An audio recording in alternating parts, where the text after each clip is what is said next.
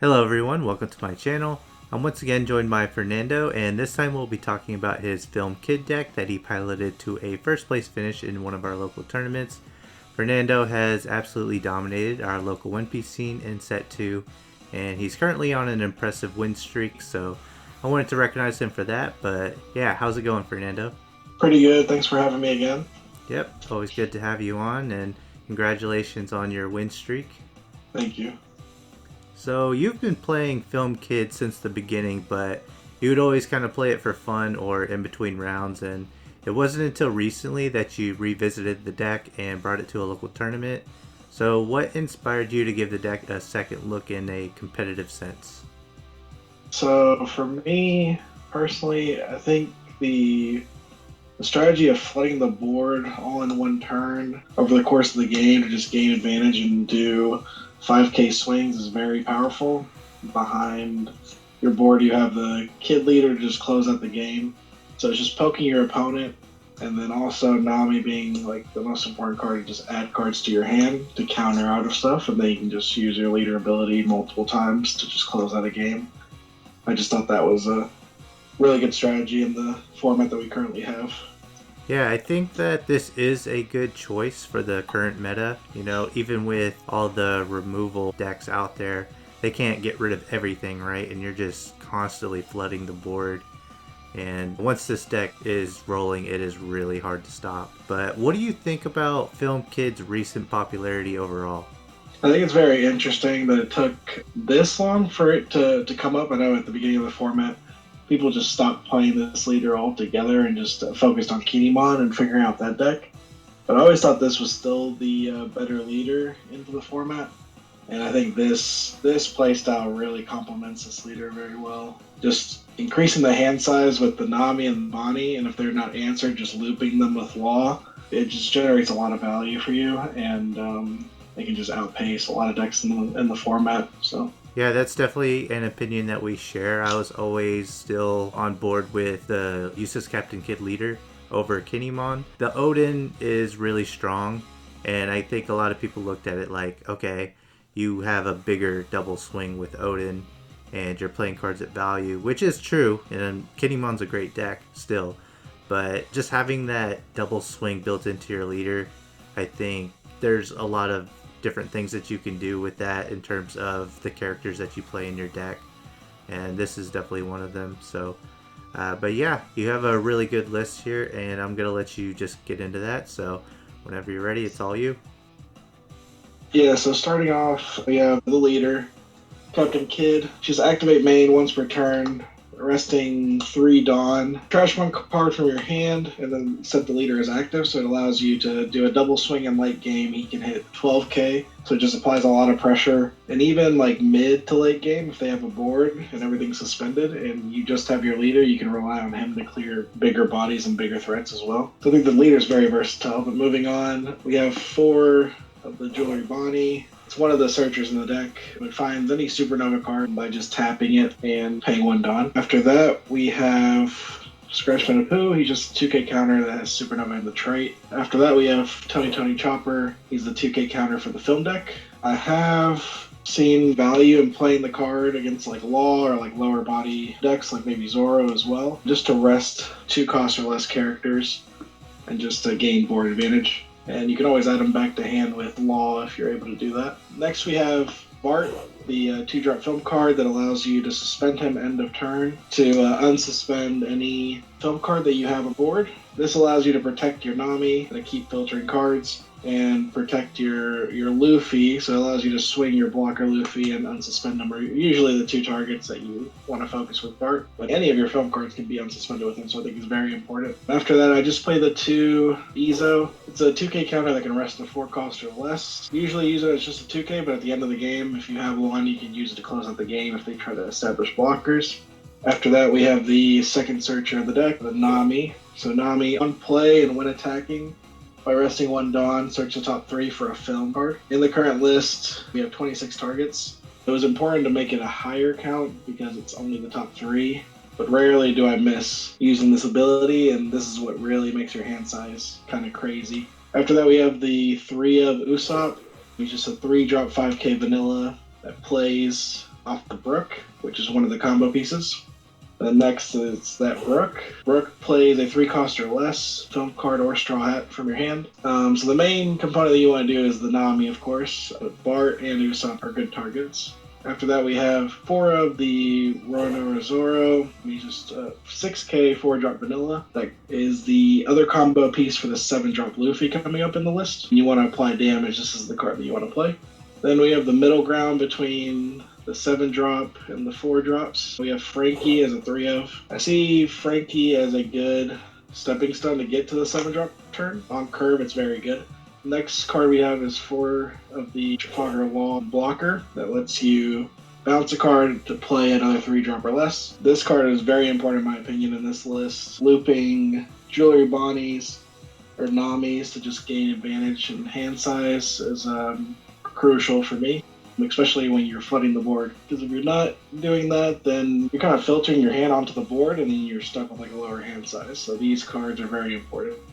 Alright, next we have Monkey D. Luffy, the blocker boss monster of the deck. He's your main combo piece. He can play a 4-drop film card or straw hat. Your main target for this would be Brook, and then Brook play Nami or play Usopp or play Bart. So really it's playing 3 bodies for the cost of 7 Dawn, and then he's just a 7k blocker that can be used as an attacker if you have Bart, because Bart end of turn can restand him. So for that we have the event cards. I play 2 Paradise Waterfall. And this is great to restand the Luffy and restand the Law after blocking, and just to protect your bodies in general.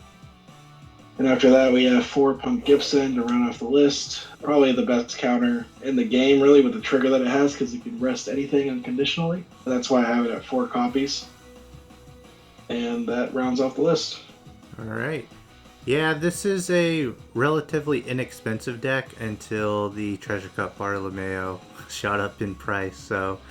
Yeah, I did pilot this deck myself to a top 4 finish as well, but our lists are very similar, but I did add in some Veggie just to have some low-cost blockers, but I definitely think that the build here you have is much better. It's more consistent. So what are some cards that you've considered, or maybe some cards that you've had in here before and tested out, took it out, didn't like it? Yeah, so I think the cards that come to mind are 8-drop Kid and then Hawkins and X-Drake.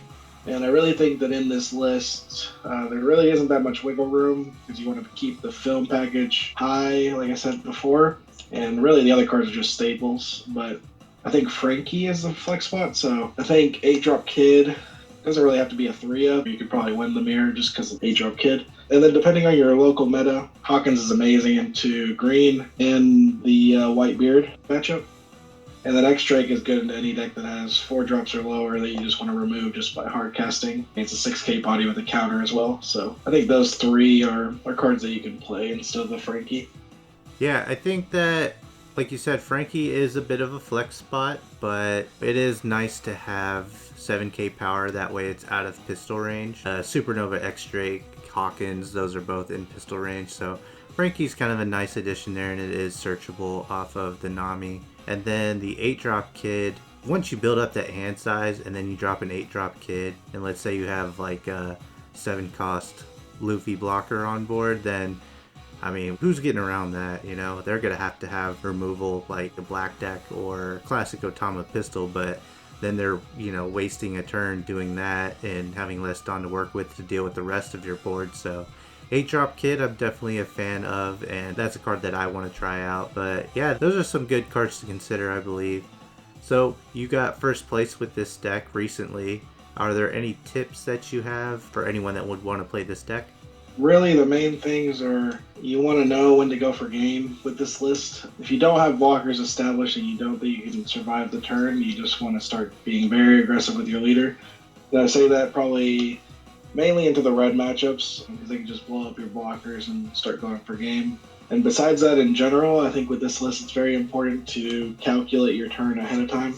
And if you have 4 bodies on board, and next turn you're planning on comboing and playing 2 bodies, just let one of the bodies go when they start attacking your bodies. That way you have space on the board and you're not replacing cards, and they are still, you know, diverting their attention from your life to your board anyway, which is what you want. You're winning the board advantage, right? So I'd say that's your main focus. Just win the board battle, and then just remember that you have probably the best leader, and just finish the game with him. Yeah, watching you play this deck, I really like that tip of just letting your board go, because you won't get to swing with them next turn, but you don't waste counters out of your hand trying to defend them, and you'll just build that board back up with all these combos, and then you can clear their board with Leader Kid or whatever bodies are left on board. So this is a deck that definitely wins board advantage often. It's just a really good deck, but there are some matchups that give it a little bit of problems. So what's some matchup advice that you have?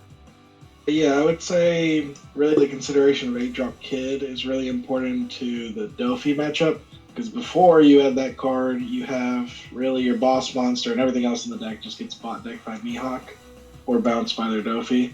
So that magic would be really rough, because if they set up the top of the deck, they're able to flood the board as well, right? So having the 8-drop Kid available will allow you to make that matchup a lot harder for them, because if not, then really every card of your deck is just gone to Mihawk.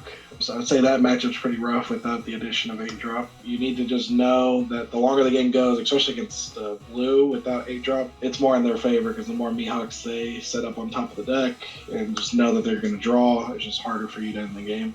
Besides that, the red matchups, it's kind of a race, and you definitely want to poke with 5k swings and know that their deck's going to have the pistols and an automata to just take out your higher than 6k bodies. So you don't really want to rely on those cards to like keep you in the game when they can just take you out. So just have counters in hand, or just know that at least you have counters in case they pull off that combo. And yeah, you just have to be really aggressive. Even if they drop 9-drop in their 7k, just try to swing big with your leader is my tip for that matchup. I'd say those are probably the two most important. And then in the mirror match, like we said, if you're playing against like more of a control style kid, like just focus on the 8-drop. It's pretty hard. You need to remove the 8-drop and then try to close out the game before they see another 8-drop, because really your bodies are all smaller than the 8-drop, and if they start setting up blockers, it's hard for you, because this deck succeeds when it can hit 5k at leaders and 5k at body, and then just keep flooding the board, right, without really much Dawn investment, so you can invest your Dawn into your combos and into your searches. So yeah. Yeah, that's some good advice there. I actually played my standard control kid with just supernovas and Wano into your film kid list. Actually, you let somebody borrow it, and they ended up beating me. Some misplays were made, but it was a good match, and he was able to just win off of card advantage, and that's so huge in this deck, is card advantage with the Nami Searcher and the Bonnie. I mean, he had up to 10 cards in his hand at one time. So even though I established my 8-drop kid, he was just able to wear me down eventually and get rid of that and go for game with his leader. So yeah, it's a deck that can stay in the game just by flooding the board and building up hand size. It's just such an advantage. And then having access to Leader Kid's ability to double swing to close out games is just really good. So yeah, really like this deck right now. And how do you feel about it going forward until we get into set 3? I think this is really one of the best decks, especially for if people don't know how to play against it. Really catch them by surprise, because if they start taking the 5k swings, then the bigger swings come, and then it's kind of just too late, right? So it's one that you definitely need to practice into. It being, I won't say a newer archetype, but topping has become like more of a new thing here recently, so people need to experience this deck and figure it out, but I think it's well positioned into the meta. Yeah, and it's really good to see, because we were seeing some of the same decks over and over again, and I thought that there were a lot of decks that just weren't being tested, weren't being represented in the meta. So it is good to see this deck gaining popularity and starting to top some more tournaments. And yeah, we'll see how it does closing out the format until we get set 3, like I said.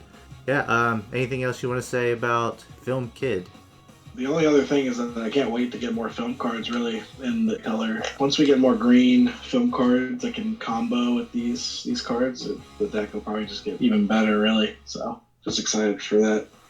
Right, and yeah, this deck, it's not going to go away, I don't think, because if I'm not mistaken, what actually sparked this deck was somebody topping with it in a set 3 format, and they didn't use any set 3 cards. They just basically had what you have here. So that's encouraging. Mm-hmm. Yeah. Yeah, but yeah, so that's Film Kid, and Fernando, I appreciate you collaborating with me on this deck profile. Oh, no problem. Thank you for having me. Yep, and hopefully I can get some live gameplay with this deck before regionals or something like that. Yeah, that does it for this video. Let me know what you guys think about Film Kid, and do you think that this is the best way to run Kid at the moment? And do you think this is the best green deck in the current meta? Let me know in the comment section below. Give this video a like if you enjoyed the profile, and consider subscribing for more One Piece card game content. And I'll see you all in my next video.